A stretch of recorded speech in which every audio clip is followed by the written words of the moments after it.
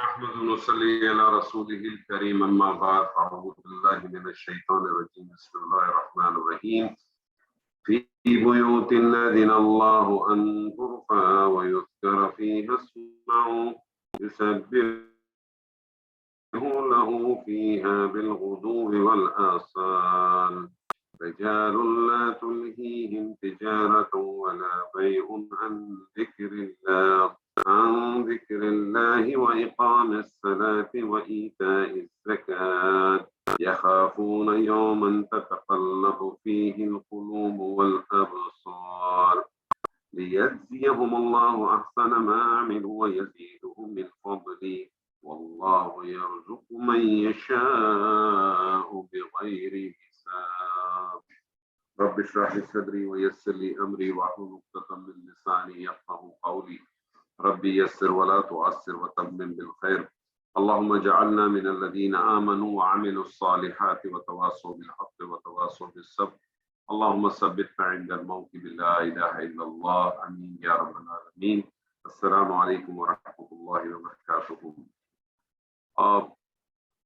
منتخب نصاب کا سلسلہ جو ہم پڑھ رہے ہیں اس کے اندر ہم اب ایمان کے اجزاء کے اوپر آئے تھے اور حقیقی ایمان کے حوالے سے ہم نے آیت النور کی جو سورہ نور کی آیت نمبر 35 تھی اس کو ہم نے پچھلے اپنے سیشن میں پڑھا تھا اور اس حوالے سے یقیناً ہمارے سامنے کچھ چیزیں آئیں اور جو اصل جو اس کے اندر بنیادی چیز تھی وہ کیا تھی تو میں نے آپ سے پہلے بھی ذکر کیا تھا کہ اللہ تعالیٰ یہ جو بہت ساری تفصیلیں ہمارے سامنے قرآن مجید میں بیان کرتا ہے اس کا جو بنیادی مقصد ہوتا ہے اس بنیادی مقصد آپ کے ذہن میں رہنا چاہیے وہ کیا ہے کہ اللہ تعالیٰ آپ کو بہت ساری چیزیں جو ان سین چیزیں ہوتی ہیں جیسے تقویٰ آپ کا ایک ان سین چیز ہے نا آپ اس کو دیکھ تو نہیں سکتے تو اللہ سبحانہ و تعالیٰ ہی بتائے گا کہ اس دن کس کا کتنا تقویٰ تھا اللہ تعالیٰ آپ کو بہت ساری تمثیلیں بتا کے آپ کو سین چیزوں سے آپ کی ریالٹی چیزوں سے آپ کو اس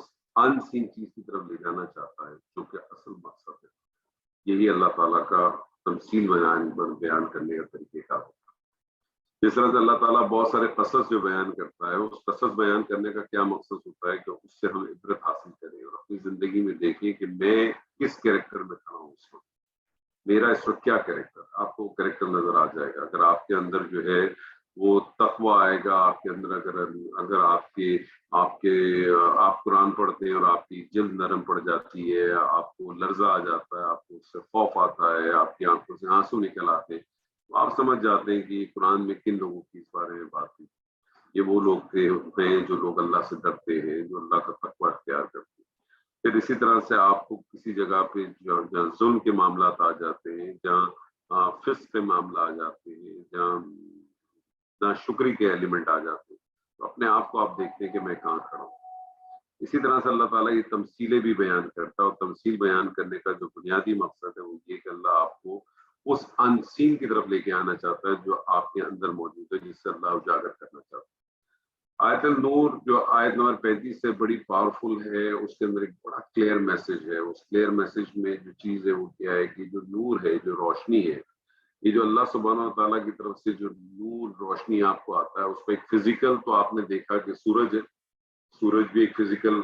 ایک لائٹ ہے جس کو آپ اگنور نہیں کر سکتے اور وہ کتنی پاورفل ہے کہ جب سورج کی روشنی آتی ہے تو دنیا کے اندر جب وہ زمین پہ پڑتی ہے تو پھر کسی دوسری روشنی کی ضرورت نہیں ہوتی ہے بلکہ اس وقت اگر باہر اسٹریٹ لائٹس جل رہی ہوں یا آپ کی گاڑیوں کے ہیڈ لائٹس بھی جل رہی ہوں تو اس کی کوئی اہمیت نہیں ہے یعنی اللہ کی روشنی اتنی پاورفل لیکن ساتھ ساتھ ایک جب وہ سورج موجود نہیں ہوتا جب شام کا وقت ہو جاتا سورج ڈھل جاتا ہے تو پھر آپ کو کچھ روشنی کی ضرورت ہوتی ہے جو اپنے گھروں میں آپ کے لائٹس ہوتی ہیں یا آپ سڑکوں پہ نکلتے ہیں تو آپ کی اسٹریٹ لائٹ ہوتی ہے آپ کی گاڑیوں کی لائٹس ہوتی ہے یہ ساری بھی روشنی آپ کو پرووائڈ کرتی ہے لیکن سرٹن ٹائم تک اور ایک سرٹن لیول تک وہ لائٹس پروڈیوس ہو سکتی ہے اور یہ جتنی بھی لائٹس آپ کی پروڈیوس ہوتی ہیں جتنی بھی روشنی ہوتی ہے آپ کی اپنی ذاتی بینیفٹ کے لیے ہے اور اس کی آپ اچھی خاصی قیمت ادا کرتے ہیں آپ سب اچھے خاصے اس کے بجلی کے بل بھی ادا کرتے ہیں لیکن اللہ کی جو روشنی ہے اس کا آپ کوئی بجلی کا آپ اس کا کوئی چارجز نہیں دیتے کوئی چیز نہیں دیتے تو فزیکل لیول پہ ہوتا ہے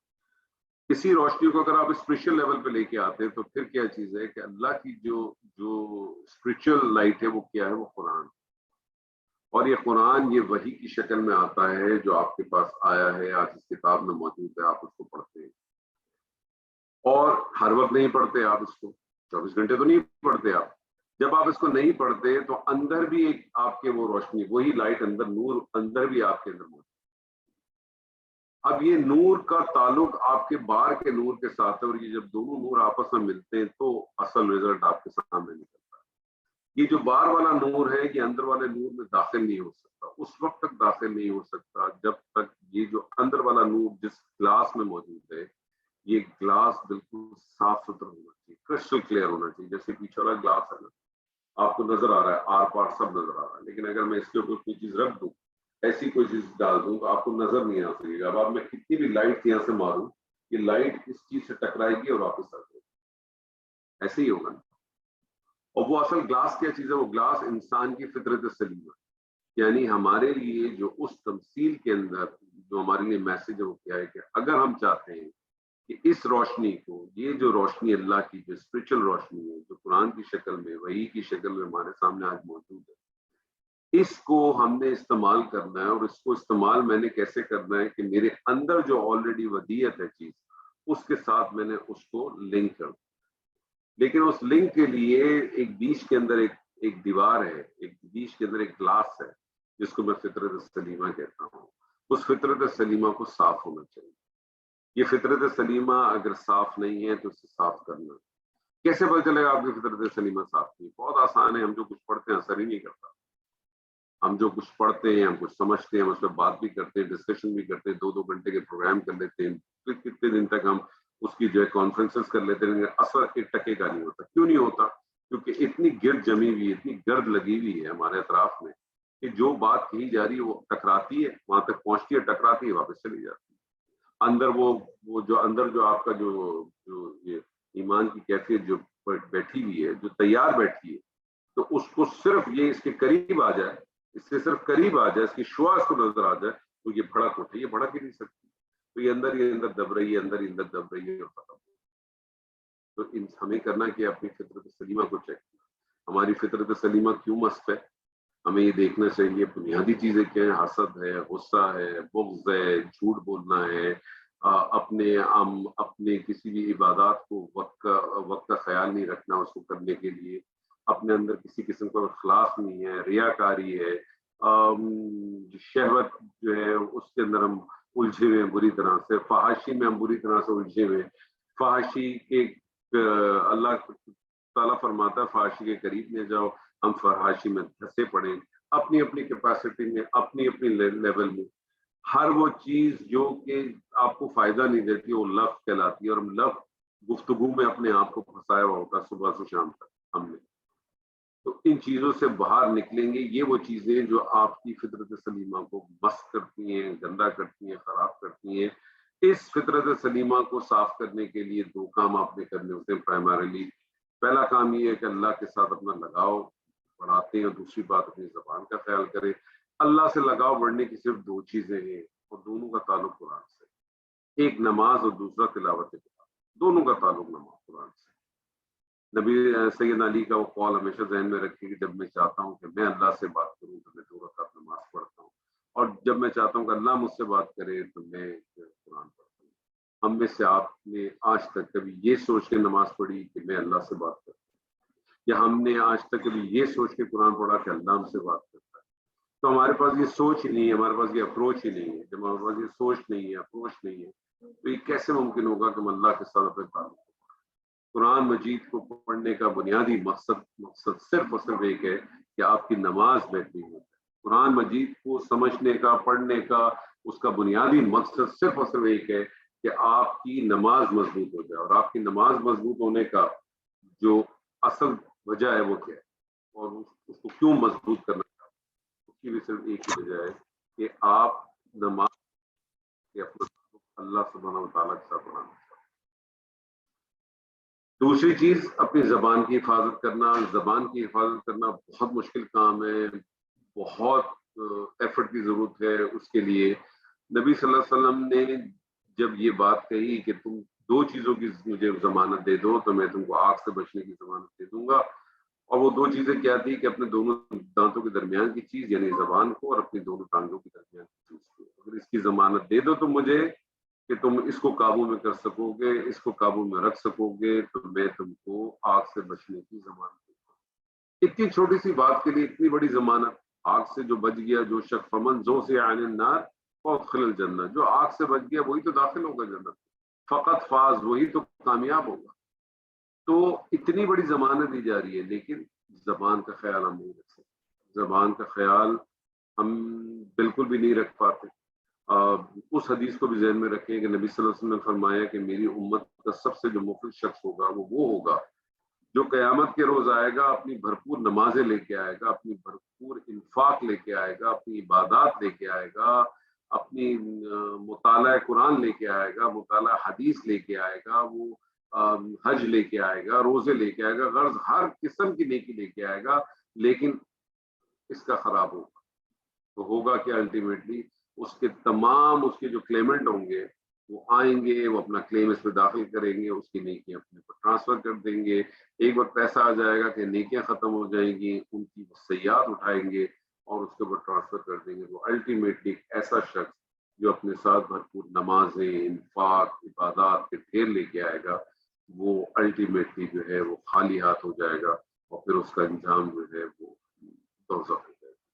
تو یہ دو چیزیں ایسی ہیں کہ ان دو چیزوں کا ہم خیال رکھیں، ان دو چیزوں کا اہتمام رکھیں گے تو اس کا نتیجہ کیا نکلے گا؟ اس کا نتیجہ یہ نکلے گا کہ ہماری جو ہے وہ فطرت سلیمہ صاف پوری نہ بھی ہو تو کم سے کم وہ صاف ہونا شروع ہو جائے گی. اس میں کچھ نہ کچھ مقام ایسا مل جائے گا، کچھ نہ کچھ جگہیں ایسی ملتی رہیں گی کہ آپ کی جو باہر سے روشنی ہے، جو آپ کی وحی جو آ رہی ہے، جو قرآن کی شکل میں آپ پڑھ رہے ہیں، کہیں نہ کہیں اس کو ٹکرائے گی. اور جیسے ہی وہ ٹکرائے گی، کسی جگہ پہ بھی ٹکرائے گی، وہ آپ کا کام ہو جائے گا. ایک آیت آپ کو ٹکرا کے آپ کو ایک آیت سے کچھ بنا دے.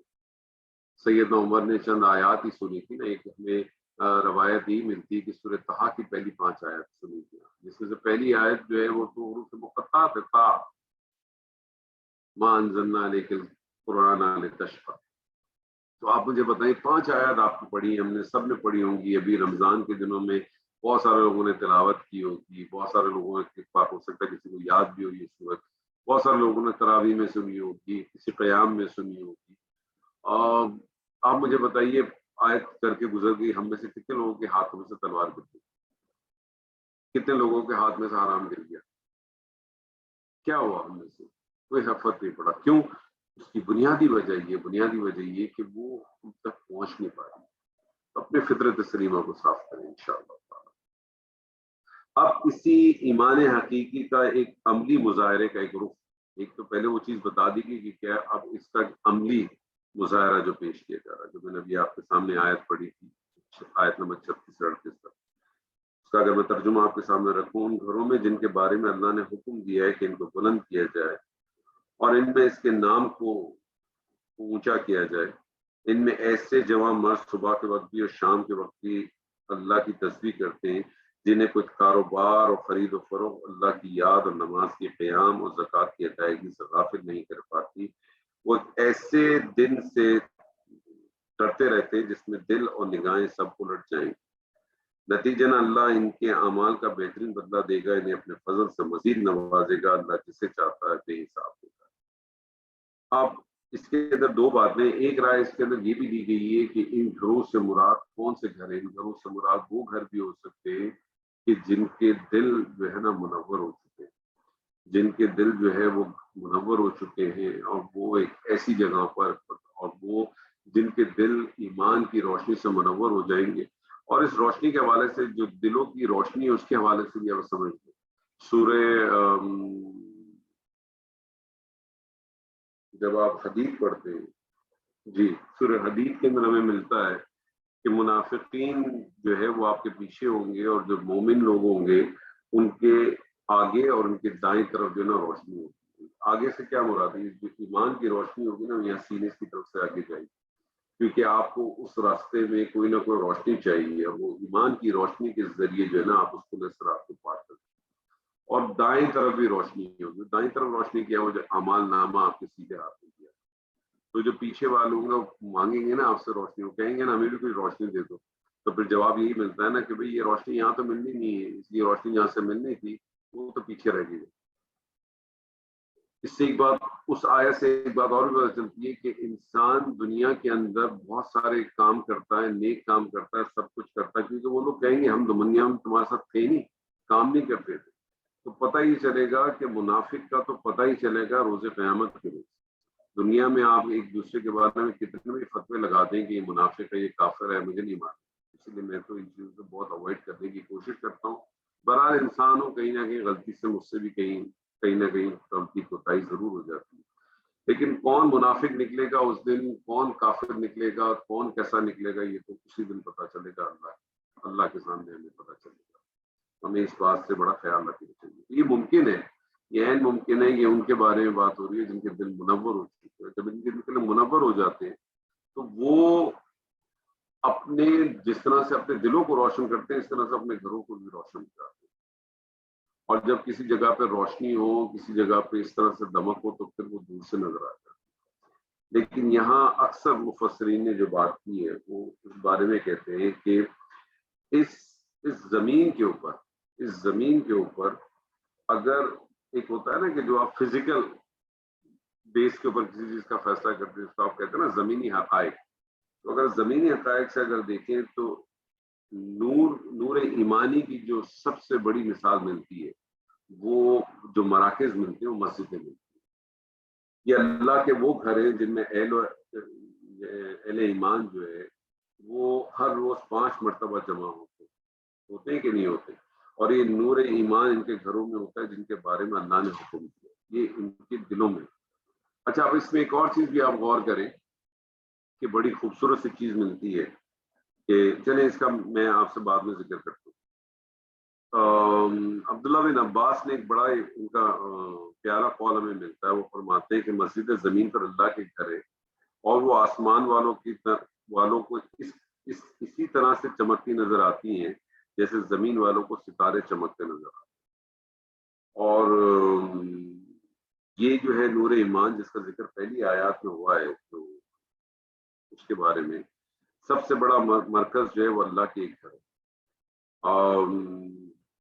آپ سب جانتے ہیں کہ نبی صلی اللہ علیہ وسلم کی ایک حدیث ہے جس کا مفہوم ہے کہ 7 لوگ ایسے ہوں گے جو قیامت کے روز جو ہے اللہ کے فرش کے نیچے ہوں گے، اور اس کے علاوہ کوئی نہیں ہوگا اللہ کے فرش کے نیچے۔ اور اس میں سے ایک شخص کون سا ہوگا کہ وہ شخص جس کا دل مسجدوں میں اٹکا ہو، یعنی ایسا شخص جو مجبوراً مسجد سے نکلتا ہے، اس کے کوئی کام ہے، اس کے کوئی حاجات ہے، اس میں کوئی کام کرنا ہے، اس سے کوئی کاروبار کرتا ہے، کوئی نوکری کرتا ہے، کسی جگہ پہ کرتا ہے، تو بالکل اس طرح سے اس کی حالت ہوتی ہے۔ یعنی اس کی حالت کیسی ہوتی ہے؟ ایسی مچھلی کی طرح سے ہوتی ہے جس کو اسے پانی سے نکال دیا جائے تو کیسی تڑپتی ہے، جب واپس پانی میں ڈال دیا جائے تو ٹھیک ہو جاتی ہے، تو اس طرح سے ہو جاتا ہے۔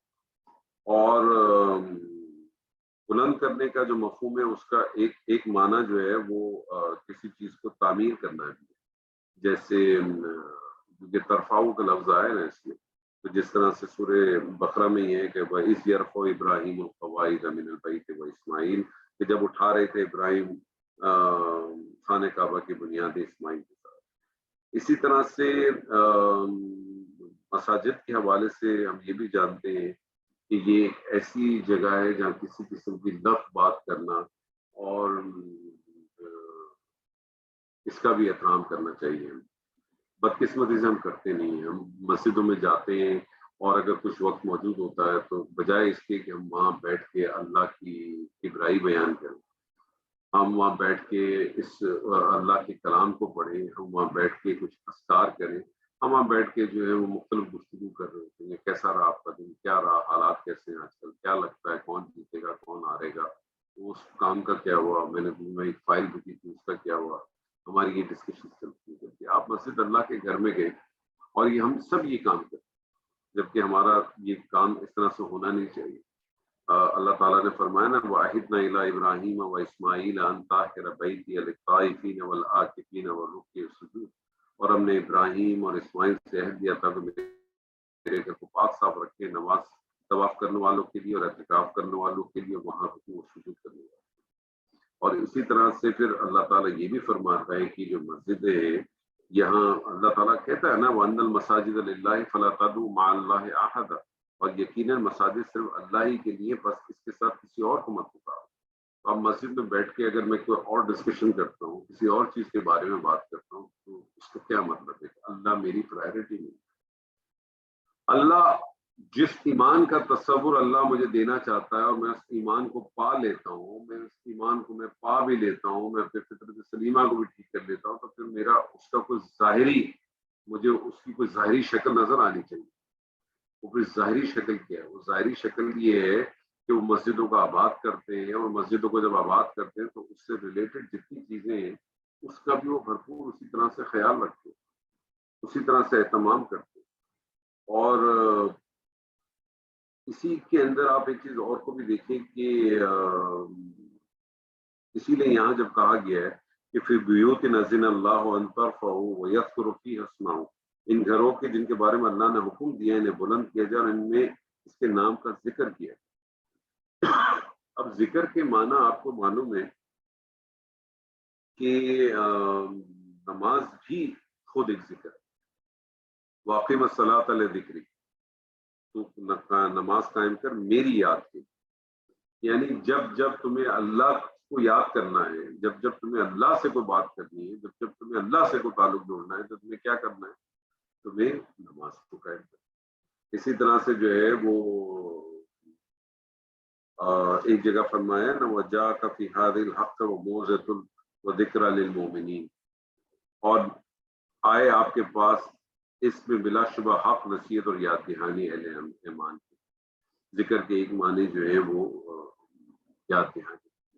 پھر نبی صلی اللہ علیہ وسلم کی ایک ہمیں طویل حدیث ملتی ہے جس کا مفہوم ہے کہ جب کبھی کچھ لوگ اللہ کے گھروں میں سے کسی گھر میں جمع ہو، اب یہاں صرف مسجد کا ذکر نہیں، کسی گھر میں بھی جمع ہو، اللہ کی کتاب اور اس کی درس و تدریس کے لیے ان پر کوئی، جب وہ وہاں کوئی کام کرتے ہیں تو رحمت الہی ان کو اپنے سائے میں لے لیتی ہے، فرشتے ان کے گرد گھیرا ڈال دیتے ہیں، اللہ تعالیٰ ان کا ملائے اعلیٰ یعنی جو مقربین آپ کے فرشتے ہیں کی محفل میں ذکر فرماتا ہے اور کہتا ہے اس وقت میرے کچھ بندے میرے گھر میں صرف میری کتاب کو سمجھنے اور سمجھانے کے لیے ضرورت ہے۔ یعنی اس وقت ہم جہاں بیٹھے ہیں، اس وقت جہاں جہاں آپ بیٹھے ہیں، میں جس جگہ بیٹھا ہوں، تو اس حدیث کے حوالے کے مطابق ہماری اندر کی جو بھی حالات ہو مجھے نہیں معلوم، ہماری اندر اس کا کیا نیت ہے تو اللہ ہی جانتا ہے، لیکن یقیناً مجھے امید ہے کہ ہم سب اس جگہ پہ اپنے بیٹھے ہیں، اپنے کام چھوڑ کے، اپنی دوسری چیزوں کو چھوڑ کے، اپنی دف چیزوں کو چھوڑ کے، تو ہم اپنا ایک ذہن بنا کے نیت کر کے بیٹھیں گے، ہم اللہ کے کلام کو سنیں گے، پھر سمجھنے کی کوشش کریں۔ تو آپ یہ سمجھیں کہ اس وقت ہمارا ذکر جو ہے نا وہ ملائے اعلیٰ کے ساتھ ہو رہا ہے، اور اللہ ان سے فرما رہا ہے کہ دیکھو یہ میرے کچھ بندے ہیں جو میری اس کتاب کا ذکر کر رہے ہیں، میری اس کتاب کے کچھ بات کر رہے ہیں، جتنا بھی ہمارا فہم ہے اس لحاظ سے۔ اور ان گھروں میں کے بارے میں جنہوں نے اللہ نے بلند کیا، اپنے نام کا ذکر کرنے کا حکم دیا، آگے کیا ارشاد فرماتا ہے اللہ، یسبح لہ فیہا بالغدو والآصال، ان گھروں میں صبح کے وقت اور شام کے اوقات میں اس کی تسبیح کرو۔ اب دو لفظ یہاں استعمال میں، ایک غدو ہوا ہے اور ایک آصال استعمال ہوا ہے۔ آصال دراصل اصیل کی جمع ہے، آصال جو ہے وہ اصیل کی جمع ہے، اور غدو جو ہے وہ صبح کے وقت کو کہتے ہیں اور اس کی کوئی جمع نہیں آتی۔ اب اگر آپ اپنی پریکٹیکل لائف میں بھی دیکھیں تو آپ کے اندھیرے کی صبح کی ایک ہی نماز ہے نا، فجر، باقی جو آپ کی جو 4 نمازیں ہیں وہ شام کے اوقات میں آ جاتی ہیں، جو ظہر سے لے کر عشاء تک چلتی ہیں، جو ظہر سے لے کے عشاء تک چلتی ہیں۔ تو ایک طرح سے دیکھا جائے تو یہ چاروں نماز میں کور ہوتی ہیں، بالکل اسی طرح سے کور ہوتی ہیں جس طرح سے سورہ بنی اسرائیل میں بھی اللہ تعالیٰ نے فرمایا نا، اقیم الصلاۃ لدلوک الشمس الی غسق اللیل وقرآن الفجر، نماز کو قائم رکھو سورج کے ذرا ڈھلنے کے بعد سے لے کر رات کی تاریک ہونے تک، اور فجر کے وقت قرآن مجید کا پڑھیں، یعنی فجر کی وقت کو الگ سے بتائے، ان الفجر قرآن مشہودہ، اور باقی 4 نمازیں آپ کو اس طرح سے ملیں۔ اب اس میں ایک اور چیز کو بھی آپ دیکھیں، بڑی خوبصورت ہے، آپ یہ دیکھیں، اللہ کی رحمت، اللہ کی روشنی آپ کے اوپر آتی ہے، فزیکل روشنی، سورج آتا ہے، سورج آتا ہے، اور سورج جب آتا ہے تو صبح نکلا، جیسے مثال کے طور پر 5:30 بجے نکل آیا اور شام کے 7 بجے جاتا ہے، تو 5:30 سے 7 بجے تک آپ کو کسی اور روشنی کی ضرورت نہیں ہوتی، آپ کو اسی جگہ پہ روشنی چاہیے ہوتی ہے جس جگہ پہ تھوڑا سا اندھیرا ہو جاتا ہے۔ ٹھیک ہے. باقی آپ کو کسی جگہ پہ روشنی کی ضرورت نہیں, وہ اتنی پاورفل ہوتی ہے جو ہر جگہ پھیلی ہوئی ہوتی ہے, ہر جگہ چلی. اس کے بعد جیسے ہی سورج چلا جاتا ہے تو پھر آپ کو اپنی انٹرنل روشنی کی ضرورت ہوتی ہے جس کو آپ آن کرتے ہیں, اور آپ پھر آپ آن کرنے کے بعد لوگوں کو آپ آن کرتے ہیں نا, اس کمرے میں نے لائٹ جلائی تو پتا چل گیا کہ میں نے لائٹ آن کی ہے, ٹھیک ہے, میں اس کمرے سے جاؤں گا, میں لائٹ آف کر دوں گا. میں گھر سے باہر نکلوں گا, میں اپنی گاڑی سٹارٹ کروں گا, میں ہیڈ لائٹ آن کروں گا, میں گاڑی بند کروں گا, میں ہیڈ لائٹ آف کر دوں گا. ایسے ہی ہوگا, جتنی مجھے ضرورت ہوگی, جہاں مجھے ضرورت ہوگی میں وہی استعمال کروں گا, اور اپنی ذات سے استعمال کروں گا, اپنی ذات کے لیے استعمال کروں گا. جبکہ اللہ کی جو روشنی, جو سورج کی روشنی جب آئی, وہ جو نور آیا, اس نے اس کی کوئی ٹائم لمٹ نہیں ہے, اس نے کوئی اس طرح سے نہیں کیا کہ تمہارے لیے تھوڑی دیر کے لیے, اس کے بعد اس کو بند کر دینا, اس کو رکھ دینا. اور اللہ کی جب روشنی آتی ہے تو اس کو کوئی بند کر سکتا ہے سوائے اللہ کے؟ کوئی نہیں بند کر سکتا. آپ میرے اس کمرے کی لائٹ کو تو کوئی بھی بند کر سکتا ہے, اس کو کوئی نہ ہے, میری بچی آ کے بند کر کے چلی جا سکتی ہے. کچھ نہیں ہوگا کہ اے سی والے لائٹ بند کر دیں تو وہاں سے چلی جا سکتی ہے. کچھ بھی نہ ہو, میں نے بجلی کا بل نہ پے کیا تو چلی جائے گی, بہت سارے. اللہ کی جو روشنی ہے وہ کوئی بند نہیں کرے گا, کون بند کر کے؟ صرف اللہ ہی بند کر سکتا ہے.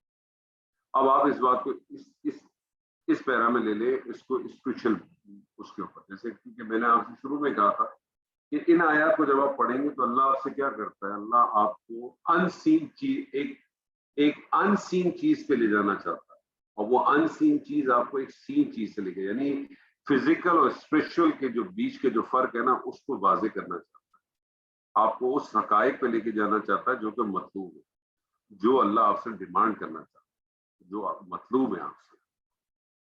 اب آپ مجھے بتائیے کہ ہم جب نماز پڑھتے ہیں تو ہماری نمازیں 5 ہیں, اس 5 نمازوں میں 2 جو ہے سرری نماز ہے, خاموش نماز, وہ 3 جہری نماز. 2 سرری نماز کس وقت پہ؟ ظہر اور عصر. یہ ظہر اور عصر جس وقت نماز ہے اس وقت آلریڈی اللہ کی روشنی میں موجود ہے, سب کچھ موجود ہے. جہری نماز اب کب پڑھتے ہیں؟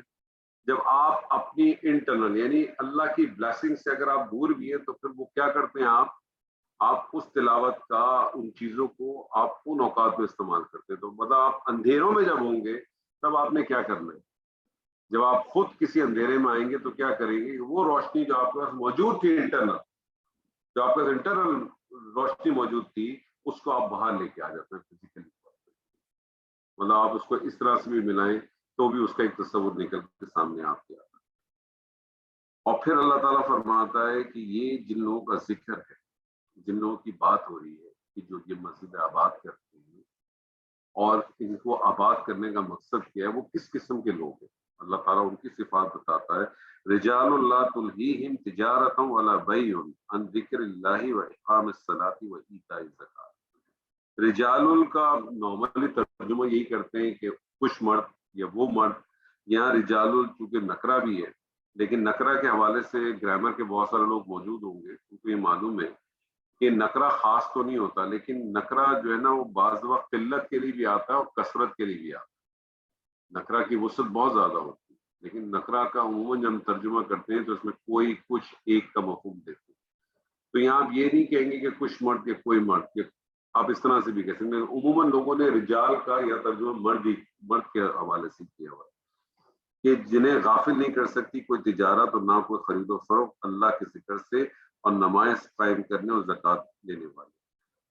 یہ ڈاکٹر صاحب نے بڑی اچھی بات کی اور میرا دل اس پر ٹھکتا ہے. ڈاکٹر صاحب نے یہ کہا ہے کہ یہاں رجال سے مراد صرف مرد نہیں ہے بلکہ اس میں خواتین بھی شامل ہیں. اور میں نے, ڈاکٹر صاحب نے تو یہ بات نہیں کی, لیکن بعد میں نے اس کو غور کیا کہ بات میں تو لاجک تو بنتی ہے, کیونکہ اللہ تعالیٰ جو ہے جب کہتا ہے یا ایھا الذین آمنوا, تو اس کے اندر مرد اور عورت دونوں شامل ہیں, ٹھیک ہے نا. یا ایھا الذین آمنوا کے اندر دونوں ہی شامل ہو جاتے.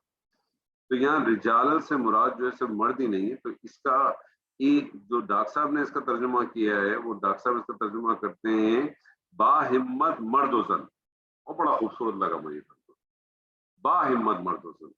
یعنی اس لیے کہ اس دنیا میں ایک بندہ مومن کتنے بھی دباؤ میں آ جائے, کتنے بھی پریشر میں آ جائے, کتنی بھی اس کے ساتھ وہ مقابلے میں پڑ جائے, چاہے وہ کسی قسم کا اسٹیج ہو, وہ اللہ کے ساتھ اپنا ایسا لا لگا کے رکھتا ہے, ایسا لا کہ وہ کوئی بھی وقت آ جائے, کیسی بھی سچویشن آ جائے, اللہ کی یاد سے وہ غافل نہیں ہوتا. یعنی یہ وہ لوگ ہیں، یہ وہ جوان مرد و زن ہیں، کیونکہ یہ کام خالی مومن جو ہے وہ مومن ہے جس طرح سے مومنات تھی. جیسے ہم نے اس دن بھی اس چیز کو دیکھا تھا جب اللہ تعالیٰ نے کہا تھا نا کہ ہم جب سورہ آل عمران پڑھ رہے تھے تو وہاں کیا آیت تھی کہ اللہ تعالیٰ نے ان کی دعا کو جو ہے فاستجاب لهم ربهم انی لا اضیع، اللہ تعالیٰ نے قبول کر لی ان کے لیے. اور اللہ تعالیٰ نے خاص کا من ذکر انثی، چاہے وہ مردوں میں ہو چاہے عورتوں میں ہو، کہ ایمان کے لیے جو عمل کے حوالے سے اور اس عمل کے حوالے سے جو آپ کو ریوارڈز ملنے، اس کے اندر مرد اور عورت دونوں برابر، مرد اور عورت دونوں برابر ہے، دونوں کا برابر کا حصہ ہے. جس کی جتنی صحیح ہوگی، جس کی جتنی کوشش ہوگی، اس کو اسی حساب سے جو ہے وہ اللہ سبحانہ و تعالیٰ اس کا رزلٹ دے گا. تو یہ وہ لوگ ہیں کہ جو ایسی سچویشن جب آ جائے تو وہ تجارت کا معاملہ ہو، کسی چیز کا معاملہ ہو، اس معاملے کے اندر جیسے ہی اللہ کی یاد کی بات آتی ہے وہ اس سے غافل نہیں ہوتا. تو ڈاکٹر صاحب تو آپ کو معلوم ہے کہ علامہ اقبال کے بہت بڑے فین رہے ہیں ہمیشہ. وہ ایک شعر اس کے حوالے سے لکھتے ہیں کہ کافر کی یہ پہچان ہے کہ آفاق میں گم ہے، مومن کی یہ پہچان ہے کہ گم اس میں آفاق. پر میں کوئی اتنا بڑا شاعری ذوق تو رکھتا نہیں ہوں، لیکن بہرحال یہ کہ جو تھوڑا بہت مجھ سے بہتر آپ سمجھنے ہوں گے تو میں اس شعر کو مجھے سمجھانے کی ضرورت ہے. تو بیسکلی جو چیز ہمیں یہاں ملتی ہے کہ وہ یہ کیسے لوگ ہیں، کہ وہ لوگ تھے جنہوں نے اپنے نور کو پہچانا، جنہوں نے اپنے اس اندر کے نور کو اللہ کا جو بار کا نور تھا، قرآن جو وہی جو قرآن کی شکل میں آج ہمارے سامنے موجود ہے، ان دونوں کو آپس میں ملا کے اپنے ایمان کو، اپنے نور کو اور منور کیا. اور جب وہ منور کرتے ہیں تو پھر وہ کیا کرتے ہیں، وہ اللہ کی مساجد کو، اللہ کا جو مین مراکز. ہمارے لیے تو مسجد صرف نماز کی جگہ ہے. نبی صلی اللہ علیہ وسلم کے زمانے میں جو آپ کی جو مساجد تھی وہ تو بیسکلی پورا ایک طرح کا انسٹیٹیوٹ تھا، بلکہ آپ یہ سمجھیں کہ وہ آپ کی پارلیمنٹ تھی، جہاں سارے فیصلے ہوتے تھے، جہاں لوگ آ کے اپنے مسائل بتاتے تھے، ان مسائلوں کو سنا جاتا، وہاں فیصلے ہوتے. ہمارے یہاں تو مسجد اب صرف نماز پڑھنے کے لیے رہ گئی، اور نماز پڑھنے سے تھوڑی دیر پہلے وہ مؤذن آتا ہے، وہ اس نے پنکھے اے سی لائٹ کھول دینی ہے، نماز پڑھنے کے بعد ایک سرٹن ٹائم پہ اس میں بند کر کے چلی جانی ہے، وہاں تو بیٹھا ہوا ہے تو اس کی اس کو پڑھنا ہے تھوڑی دیر کی. وہ تصورات ہی ہمارے ختم میں. اللہ تعالیٰ اس کے اندر بتاتا ہے کہ وہ باہمت لوگ کو وہ کسی قسم کی کوئی چیز غافل نہیں کر پاتی، تجارت بھی غافل نہیں کر پاتی اور بئی بھی غافل نہیں کر پاتی. دیکھیں تجارت ولا بئی، اب بئی جو ہے وہ خرید و فروخت ہے، خرید و فروخت کی تجارت ہی حصہ ہے، خرید و فروخت کی تجارت کا حصہ، لیکن دونوں کو الگ الگ کرتی ہے. اور خوبی اس قرآن مجید کا جو معجزہ ہے، اس قرآن مجید کی جو خاصہ ہے وہ کیا ہے، بہت سارے الفاظ جو ہے وہ ایک دوسرے کے متبادل ہو جاتے ہیں، بہت سارے الفاظ جو ہیں وہ ایک دوسرے کے متبادل ہو جاتے ہیں. نبی کو رسول کو، رسول کو نبی کے ساتھ کر لیا، جہاد کو قتال کو، قتال کو جہاد کے ساتھ آپ نے کر دیا. لیکن جب یہ دونوں ساتھ ساتھ ہوتے ہیں تو پھر کوئی نہ کوئی فرق ہوتا ہے. تو آپ اس فرق کو تھوڑا سا آپ سمجھیں کہ یہ وہ لوگ ہیں کہ ان کو جو ہے وہ غافل نہیں کرتی ہے نہ تجارت نہ بئی. اس سے کیا مراد ہے؟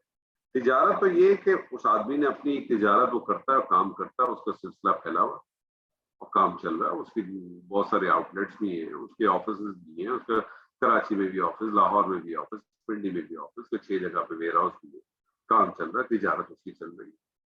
اب وہ اپنا کام کر رہا ہے، سب کچھ کر رہا ہے، لیکن اپنا اس کا ایک ہیڈ آفس ہے، اور ہیڈ آفس میں بیٹھا، ہیڈ آفس میں کام کرتا ہے. وہاں اس کے کوئی کام آتے ہیں، ڈائریکٹلی کوئی آتا ہے تو اس کے ساتھ نہیں کرتا ہے. اب کاروبار اس کا چل رہا ہے، نماز کے وقت وہ نماز اٹھ کر ٹھک پڑتا ہے. بھائی ان کو ایسا ایک ڈیل آ گئی، اپنے آفس میں بیٹھا ہوا ہے، ڈیل آ گئی، 1 بجے ڈیل آ گئی، اب وہ اس کے ساتھ لگا ہوا ہے، 1:15 بجے جو ہے مؤذن اذان بھی دے دی.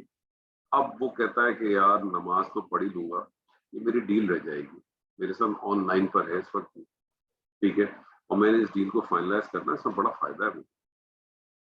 اپنی نماز کو چھوڑ دیتا ہے، ڈیلے کر دیتا ہے. کبھی آپ نے غور کیا ہے کہ ہم اور آپ یہ کام کتنی دفعہ کر چکے ہیں؟ ہم اور آپ یہ کام کتنی دفعہ کر چکے ہیں.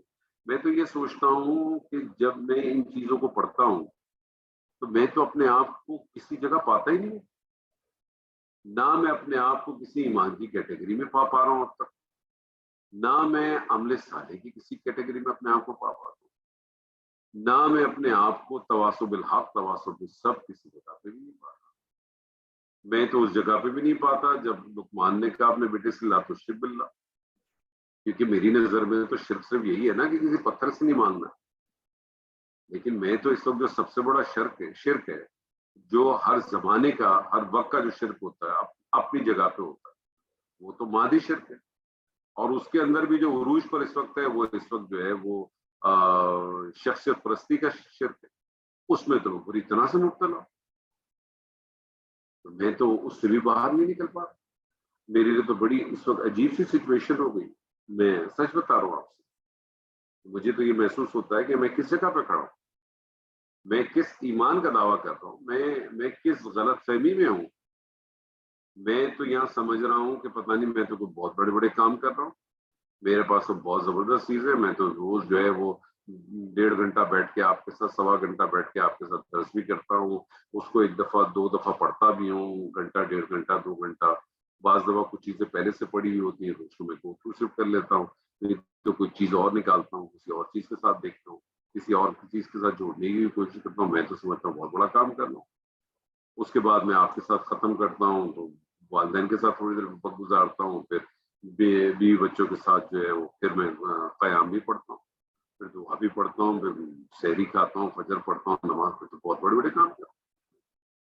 لیکن یہ تو مجھے پتہ ہی نہیں کہ سارے کام تو میں کر رہا ہوں لیکن میں تو شکر ہی نہیں ادا کر رہا اس کا.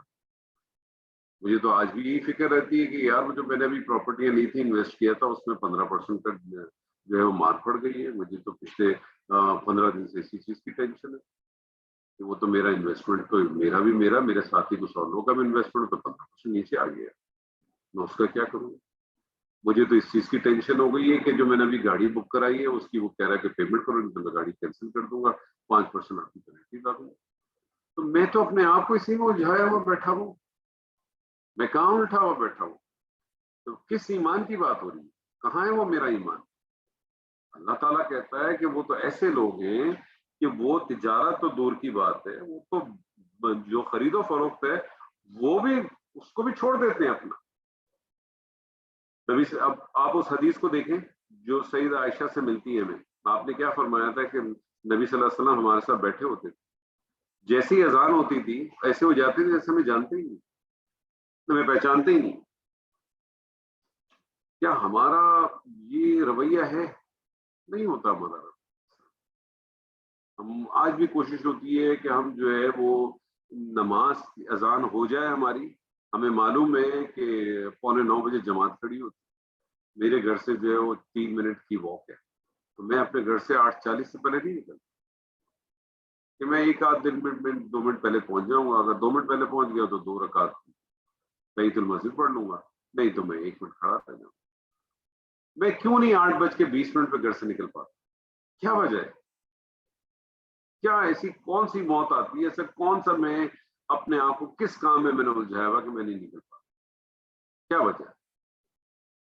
کیا وجہ ہے کہ میں تراویح ختم ہونے کے بعد جو ہے کوئی 15 منٹ 20 منٹ آدھا گھنٹہ مسجد پہ اپنے آپ کو ایک کونے میں لے کے بیٹھتا نہیں اور صرف اس کے محراب کو دیکھتا رہوں یا یہ سوچتا رہوں کہ آج جو آیات پڑھی گئی تھی سورۃ طٰہٰ کی اس میں کہاں کھڑا تھا، کس مقام پہ تھا؟ آج میرے یہاں تراویح میں سورۃ طٰہٰ ختم ہوئی، بلکہ نہیں سوری آج میرے یہاں تو سورہ مومنون میں ختم ہوئی، طٰہٰ تو کل ہوئی.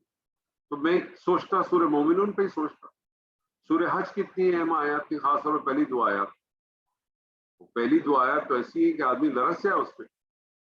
یوم ترونھا تذہل کل مرضعۃ عما ارضعت. تو اس دن تو دیکھے گا کہ جو حمل اٹھائی ہوئی ہوگی اس کے حمل گر جائیں گے اور لوگ ایسے گھوم رہے ہوں گے جیسے نشے میں ہوں، جیسے مدہوش ہوں، سکارا. اب میں آپ کو یہ سکارا لفظ سے بتاؤں کہ سورہ مائدہ کے اندر جب یہ سورہ نساء میں لفظ آیا سکارا، یا ایھا الذین آمنوا لا تقربوا الصلاۃ وانتم سکارا، وہاں ترجمہ یہی کیا گیا ہے کہ شراب کی حالت میں، نشے کی حالت میں نماز کے قریب مت جاؤ. یہاں بھی سکارا لفظ ہے. سوال یہ پیدا ہوتا ہے کہ یہاں لفظ جو ہے وہ نشے کی حالت میں کیوں نہیں ہے؟ یہاں تو مدوشہ ہے. تو ایک لفظ کے دو معنی تو ہو نہیں سکتے بلا وجہ، اور دو مختلف معنی ہیں، مفہوم بھی نہیں بن رہا. مدوشی الگ چیز ہے، نشہ الگ چیز ہے. مدوشی تو آپ کو بھوک سے بھی آ سکتی ہے، آپ نے کھانا نہیں کھایا کافی دیر سے، مدوشی آ سکتی ہے. آپ نے کوئی اوور ڈوز لے لی، کوئی دوائی پی لی ہے ایکسٹرا ہیوی ڈوز لے لی، مدوشی آ گئی. آپ کی کسی وجہ سے 2 دن سے نیند نہیں، آپ مدوشی میں. مدوشی تو الگ چیز ہے، نشہ الگ چیز ہے. وہاں آپ نے پرٹیکولر نشہ کیوں کیا؟ وہاں بھی مدوشی ہونی چاہیے. اور میں اب غور کرتا ہوں کہ اگر یہ مدوشی کا لفظ وہاں بھی آپ ڈال دیں تو وہ آیت اور نکھر کے آپ کے سامنے آتی ہے، اور ڈاکٹر صاحب کی یہ بات اور ویریفائی ہو جاتی ہے کہ وہ تو آئی تھی ان لوگوں کے لیے جو عرب تھے، جو جانتے تھے اپنی زبان کو. پھر بھی اللہ نے کہا کہ جب تم اس حالت میں ہو، مدوشی میں ہو، تو نماز کے قریب نہ جاؤ، کیونکہ تمہیں سمجھ نہیں آ رہا کہ بات کیا ہو رہی ہے. اب یہ مدوشی تمہاری بھوک کی وجہ سے ہے، تمہاری کسی اور کمزوری کی وجہ سے، آپ نے اس کو نشے کے ساتھ کیوں خاص کر دیا؟ لیکن اگر میں اس بات کو لوں تو یہ بات میری اور میرے لیے مضبوط ہو جاتی ہے کہ جب مجھے سمجھ ہی نہیں آ رہا تو ایک ایسا آدمی جس کو قرآن سمجھ میں نہیں آ رہا، جب وہ اللہ کے سامنے کھڑا تو مدوشی ہے نا، اس کو تو کچھ پتہ ہی نہیں ہو کیا رہا ہے. تو یہ حکم تو اس کے لیے بھی آ گیا کہ جو مدوش نہیں ہے لیکن پھر بھی اگر اسے سمجھ نہیں آ رہا تو یہ آیت تو اس سے بھی مخاطب ہے، لا تقربوا الصلاۃ وانتم سکارا. تو اگر مدوش اس کو سمجھ نہیں آتا تھا تو اصل بات تو یہی تھی نا کہ اس کو سمجھ نہیں آتا. تو یہ معاملات تو ہمارے نہیں ہیں، ہم تو اس میں ہے ہی نہیں. اللہ تعالیٰ تو کہہ رہا ہے یہ ایسے لوگ ہیں کہ جو کیا کرتے ہیں کہ جو اپنی جب یہ اللہ کی یاد کا وقت آتا ہے، جب نماز کا وقت آتا ہے، جب نماز کا قیام کا وقت آتا ہے، تو وہ اپنے کاروبار کو اور اپنے مہنگے سے مہنگے، بڑے سے بڑے اس وقت جو ڈیل ہو رہی ہے اس کو بھی وہ بھی ان کے آڑے نہیں آتے. یہی بات جو ہے جس طرح سے اللہ تعالیٰ نے فرمائی نا، یا ایھا الذین آمنوا لا تلھکم اموالکم ولا اولادکم عن ذکر اللہ ومن یفعل ذلک فاولئک هم الخاسرون. اے لوگوں جو ایمان لائے ہو، تمہیں تمہارا مال اور تمہاری اولاد اللہ کی یاد سے غافل نہ کرنا. یہی بات ہو رہی ہے یہاں، اور ہمیں تو کر رہی ہے. ہمارا مال بھی ہمیں غافل کر رہا ہے، ہماری اولاد بھی ہمیں غافل کر رہی ہے. اور اگر ایسا کرتے ہیں تو پھر آپ بہت بڑے خسارے میں. یہ والی بات. اور پھر یہاں تک نہیں ہوتا، صرف یہاں تک. اب اس بات کو آپ ذہن میں رکھیں تو اب آپ کی وہ جو بات آتی تھی آیت البر میں آپ نے پڑھی تھی کہ وآت المال علی حبہ ذوی القربى والیتامى والمساکین وابن السبیل والسائلین فی الرقاب واقام الصلاۃ وایتاء الزکاۃ. وہاں بھی یہی بات وہ کرتے کیا ہے. وہاں جب بات آئی تو پہلے حقوق العباد کرنے کے بعد حقوق اللہ کی بات آئی تو کیا کیا انہوں نے؟ وإقام الصلاۃ وآتاء الزکاۃ. یہاں بھی کیا بات آئی کہ وہ کیا کرتے ہیں؟ وإقام الصلاۃ وایتاء الزکاۃ. یہی بات سیم ایک ہی چیز اللہ بار بار ریپیٹ کرتا ہے، بار بار آپ کی تذکیر کرتا ہے، بار بار آپ کو بتاتا ہے کہ یہ تمہاری اصل چیز ہے، یہ تمہارا اصل روٹ ہے، یہ تمہارا اصل آبجیکٹو ہے. کیا کرنا ہے؟ تمہیں اللہ کے نماز کو قائم کرنا. تم نے اس کا ایک انسٹیٹیوٹ قائم کر. اور نماز کیوں قائم ہوتی ہے؟ ذکر کے لیے ہوتی ہے، اللہ کی یاد کے لیے ہوتی ہے. اور اللہ تعالیٰ نے سورۃ طٰہٰ میں کہا واقیم الصلاۃ لذکری، تو نماز قائم کر میری یاد کے لیے. اور آگے کی آخرت میں اللہ نے کیا کہا کہ جو اللہ کی ذکر سے اعراض کرتے ہیں اس کے بارے میں اللہ تعالیٰ کہتا ہے میں ان کو اندھا اٹھاؤں گا. اندھا، وہ آنکھوں سے اندھے اٹھائیں گے اور وہ کمپلین کریں گے اس دن اللہ سے کہ میں دنیا میں تو دیکھتا تھا، تو نے مجھے یہاں کیوں اندھا اٹھایا؟ تو اللہ فرمائے گا اس کو کہ تیرے پاس میں نے اپنی نشانیاں بھیجی تھی، تو نے ان نشانیوں کو بھلا دیا دنیا میں. آج میں نے تجھے بلا دیا، حساب برابر. Are we ready? کیا ہم یہ اتنا بڑا رسک لے سکتے ہیں اپنی زندگی میں؟ مجھے ایک وہ بات یاد آتی ہے نبی صلی اللہ علیہ وسلم نے کسی جگہ پہ کہی تھی، اور کسی آیت کے ریفرنس میں ہی پھر لوگوں نے یہ بات کہی تھی، لیکن مجھے بات تھوڑی سی یاد ہے. ہو سکتا ہے اس میں کہیں مجھ سے الفاظ میں کچھ غلطی ہو جائے تو اللہ تعالیٰ مجھے اس کو معاف کرے اس پہ. لیکن وہ کچھ مفہوم اسی طرح سے ہے کہ لوگوں جو بات میں تم سے کہہ رہا ہوں، اگر یہ بات غلط ہے کہ قیامت قائم ہوگی اور جنت دوزخ ہوگی اور یہ ساری بات، اگر یہ سب باتیں غلط ہیں مثال کے طور پہ، تو کیا ہوگا تمہیں کیا نقصان ہے اس کا؟ جو بھی نقصان ہوگا مجھے ہوگا. لیکن اگر یہ باتیں ساری صحیح ہیں جو میں تم سے کہہ رہا ہوں، پھر کیا ہو؟ ابھی ہم نے سوچا، میں نے آپ کو تھوڑے دنوں پہلے بھی بتایا تھا کہ کسی نے یہ کوٹ، مجھے یاد نہیں ہے، نعمان علی خان نے کہیں بتایا تھا یا عمر سلیمان نے بتایا تھا کہ وہ کسی ایک لڑکی نے یا خاتون نے ان سے کہا کہ مجھے یہ سمجھ میں نہیں آتی یار کہ اسلام کے اندر اتنی یہ سخت سزائیں کیوں ہیں؟ آگ اور ہاتھ کاٹ دینا اور فلانا کر دینا اور آگ ہوگی اور اس طرح سے آگ ہوگی، اتنی خطرناک سزائیں. تو اس نے بڑا اچھا جواب دیا اس نے کہا کہ تمہیں سے کیا فرق پڑتا ہے؟ تمہارا تو اس میں کوئی ایمان ہی نہیں ہے، بلیو ہی نہیں ہے، تب تمہیں فرق کیا پڑتا ہے کہ اس میں سزائیں آسان ہیں کہ سزائیں مشکل ہیں؟ یہ کس کے لیے؟ یہ تو اس کے لیے ہے نا جو ایمان لاتا ہے، جو یقین رکھتا ہے. میرا ایمان اگر ہے، میں جب یہ اللہ پہ ایمان رکھتا ہوں اور میں ساتھ ساتھ یہ کہتا ہوں، سورہ بقرہ کی ابتدائی آیت میں کیا ہے؟ ہدی للمتقین، ہدایت دینے والی ہے. اگر اس کو آپ سنفائے میں لے لیں تو ہدایت دینے والی ہے، مصدر میں لے تو ہدایت دیتی ہے. تو متقین کے لیے جو تقوی اختیار کرتے ہیں، جو ڈرتے ہیں، وہ کون لوگ ہیں؟ اللہ ان کی صفات بتاتا ہے. الذین یؤمنون بالغیب ویقیمون الصلاۃ ویؤتون الزکاۃ ومما رزقناہم ينفقون والذین یؤمنون بما انزل الیک وما انزل من قبلک وبالآخرۃ هم یوقنون. اور آخرت کے اوپر ایمان نہیں کی، آخرت پہ تو وہ کیا کرتے ہیں؟ یقین رکھتے ہیں. اس کا معنی ہے کہ یقین جو ہے وہ آخرت سے بھی اوپر کی چیز، یقین جو ہے وہ آخرت سے بھی اوپر کی چیز.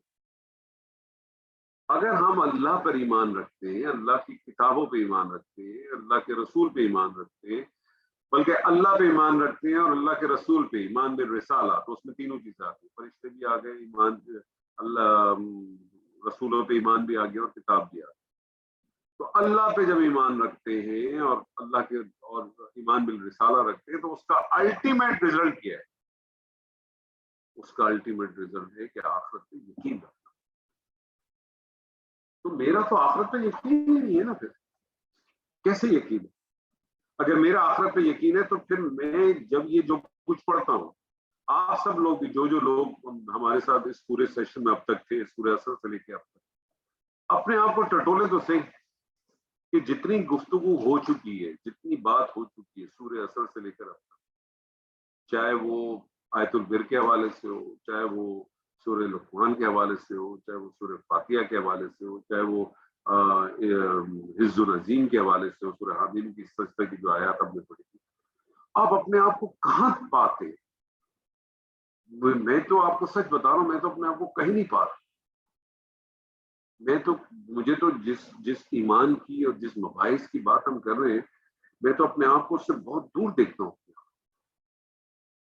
آپ دیکھیں اپنے آپ کو، ہر آدمی دیکھے اپنے آپ کو جس نے یہ پورا سیشن لگائے، کہ میں کہاں اپنے آپ کو پاتا ہوں. میں کسی دھوکے میں تو نہیں ہوں، کیونکہ ان کا تو الگ ہی معاملہ ہے. وہ خالی یہ نہیں کرتے بلکہ مساجد سے اتنی محبت، ذکر میں اتنے موجود، اپنی صلاۃ و زکوٰۃ کا اتنا خیال رکھنے والے. یعنی یہ جب وہ لوگ ہوتے ہیں تو اس کا مطلب ہے کس قسم کے لوگ ہوں گے کہ ان کی دینداری میں کوئی تکبر نہیں، کسی قسم کا کوئی گھمنڈ نہیں، بلکہ وہ تمام حسنات اور اعمال صالح کے تمام اتنا سب ہونے کے باوجود، جو اپنی نمازوں کا اتنا اہتمام کرتے ہیں، جو شخص اپنی نماز کا اتنا اہتمام کرتا ہو کہ اپنے کاروبار کو، اپنے پیسوں کو چھوڑ دیتا ہو بالکل الٹپ، جو اس طرح سے اہتمام کرتا ہو، جو اپنی عبادت کا، اپنی چیزوں کا اتنا خیال رکھتا ہو، اس کے باوجود جو ایسا شخص ہوگا اس کی باقی معاملات بھی اسی قسم کے ہو. اور اس کا رویہ کیا ہے؟ یخافون یوما تتقلب فیہ القلوب والابصار.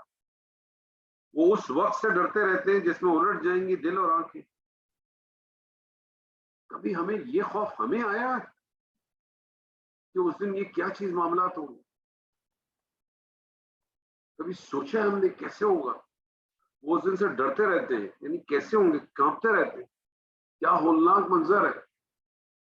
یہ بات ہمیں پھر مزید پتہ چلتی جاتی ہے، ہم دیکھتے ہیں جب ہم سیرتوں کا مطالعہ کرتے ہیں، اپنے صحابہ کرام کی زندگی کا مطالعہ کرتے ہیں، ہمیں ملتا ہے کہ سیدنا عثمان جب کسی قبرستان کے پاس سے، کسی قبر کے پاس سے گزرتے تھے تو رو رو کے ان کی داڑھی مبارک جو ہے وہ کھینچ جاتی۔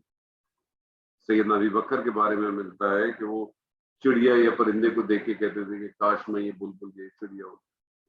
وہ کہتے ہیں امیر المومنین یہ کیسی بات کر دی آپ نے، کہتے اس کا کوئی حساب نہیں ہوگا۔ حساب کا اتنا خوف۔ سیدہ عائشہ نے پوچھا تھا نبی صلی اللہ علیہ وسلم سے حساب کے بارے میں، تو آپ نے کیا فرمایا کہ عائشہ جس کا حساب ہو گیا وہ تو مارا گیا، جس کا حساب ہوا وہ تو مارا گیا۔ اسی لیے پھر آپ نے دعا سکھائی تھی اللہم حاسبنی حسابا یسیرا۔ تو جس کا حساب ہو گیا، جس کو بلا لیا تعال، تو گیا کام سے، وہ تو گیا کام سے۔ ایک اسرائیلی روایت ہے، اسرائیلی روایت کے بارے میں آپ کو معلوم ہے نا کہ اس کے بارے میں کہتے ہیں کہ یہ درست ہو بھی سکتی ہے اور نہیں بھی ہو سکتی، دونوں معاملات ہیں اس کے۔ وہ اسرائیلی روایت کچھ اسی طرح سے کہ بنی اسرائیل میں سے کوئی شخص جو ہے وہ پہنچا وہاں اور وہاں اس سے پوچھا کہ ہاں بھائی تمہارا جو ہے وہ حساب کتاب اللہ کی رحمت پہ کیا جائے یا تمہاری اعمال پہ کیا جائے؟ اس نے بڑے اس سے کہا کہ اعمال پہ کریں، 500 سال میں نے عبادت کی ہے اللہ کے لیے، 500 سال۔ تو کہا ٹھیک ہے، تو اس پہ کرنے سے پہلے جو ہے اس سے ذرا ایک چکر لگواؤ، ذرا اس کو دور دور سے جنت کے ماحول بھی ذرا دکھاؤ بار بار سے، اور اس کو دوزخ کے ماحول بھی دکھاؤ۔ تو جنت کے قریب قریب جب لے کے گئے تو بڑی ٹھنڈی ہوائیں، بہت کچھ تھا اس میں۔ پھر دوزخ کی طرف پہنچے تو گرمی بڑھتی گئی، پیاس سے برا حال، پانی پانی، تو پانی تو تھا نہیں۔ ایک شخص پانی لے کے کھڑا تھا، ایک فرشتہ، اس نے کہا پانی، اس نے کہا پانی تو دوں گا، تم بدلے میں کیا دو گے؟ اس نے کہا میرے پاس تو کچھ بھی نہیں ہے، ویسے بہرحال مجھے بتاؤ اس کی قیمت کیا ہے؟ اس نے کہا 500 سال کی عبادت، تو دے دی اس نے 500 سال کی عبادت۔ ایک روایت ہے، اس روایت میں کتنی صداقت ہے نہیں معلوم۔ تو کوئی شخص بھی اپنے اعمال سے تو داخل ہوگا نہیں، پھر بھی ان کا دیکھیں کہ وہ کس قسم کا۔ اور ہم جب صحابہ کرام کی بات کرتے ہیں، اور وہ صحابہ کرام جن کے بارے میں نبی صلی اللہ علیہ وسلم نے اللہ کے اذن سے دنیا میں جو ہے وہ اس بات کی جو ہے وہ ضمانت دے دی یا اس بات کی بشارت دے دی کہ وہ جنت کا حقدار ہوں، ان کا یہ رویہ۔ اسی لیے پھر آگے اللہ تعالیٰ فرماتا ہے لیجزیہم اللہ احسن ما عملوا، تاکہ اللہ سبحانہ تعالیٰ ان کو جزا دے ان کے بہترین اعمال۔ اب اس کے اندر جو ہے احسن ما عملوا کو 2-3 طریقوں سے لیا گیا ہے۔ ایک طریقے سے اس طرح سے بھی لیا گیا ہے کہ اس کو جو ہے ایک مرکب بنا دیا گیا، یعنی احسانہ کو جو ہے مضاف کر کے ما عملوا کو جو ہے وہ مداخلے کر کے کر دیا۔ تو اس کا کچھ لوگوں نے ترجمہ اس طرح سے بھی کر دیا کہ اللہ انہیں ان کے اعمال کی بہت عمدہ اعلیٰ اور احسن جزا دے۔ اور ایک رائے یہ بھی ہے کہ